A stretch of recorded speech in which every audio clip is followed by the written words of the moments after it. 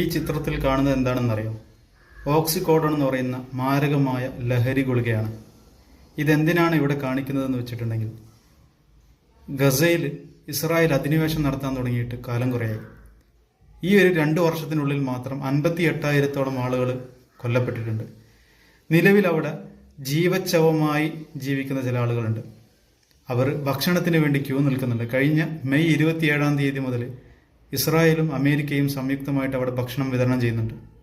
നിലവിൽ അവിടെ സംഭവിച്ചുകൊണ്ടിരിക്കുന്നത്, ഭക്ഷണം കഴിക്കാൻ വേണ്ടി, ഭക്ഷണത്തിന് വേണ്ടി ക്യൂ നിൽക്കുന്ന ആളുകളെ വെടിവെച്ച് കൊല്ലുക, നിഷ്ഠൂരം വധിക്കുക. അതല്ലെങ്കിൽ കൊടുക്കുന്ന ഭക്ഷണത്തിൽ ഈ കാണുന്ന തരത്തിലുള്ള രാസലഹരി ഗുളികകൾ ചേർക്കുക.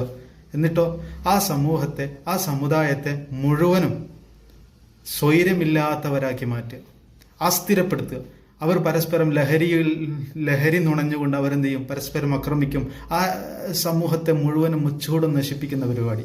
മനുഷ്യരല്ല, മൃഗമല്ല, പിശാചുക്കൾക്ക് സമാനമാണ് ഈ അധിനിവേശ ശക്തികൾ. അത് നമ്മളൊക്കെ മനസ്സിലാക്കേണ്ടതാണ്. ഇത്ര ഭീകരമായ രൂപത്തിൽ ആ സമൂഹത്തെയും ഇനി വരാനിരിക്കുന്ന തലമുറകളെ പോലും ബാധിക്കുന്ന തരത്തിൽ അത്രയും എഫക്റ്റ് ചെയ്യുന്ന ഈ രാസലഹരി ഗുളികകൾ ധാന്യപ്പൊടിയിൽ ചേർത്ത് കൊടുക്കുന്നുണ്ട് എന്ന് പറയുമ്പോൾ, അവരുടെയൊക്കെ പിശാചിനേക്കാൾ അധപ്പതിക്കുന്ന തരത്തിലുള്ള വികൃതമായ മനസ്സിന്റെ ഉടമകളാണ് ഈ സയനിസ്റ്റ് ലോബികൾ.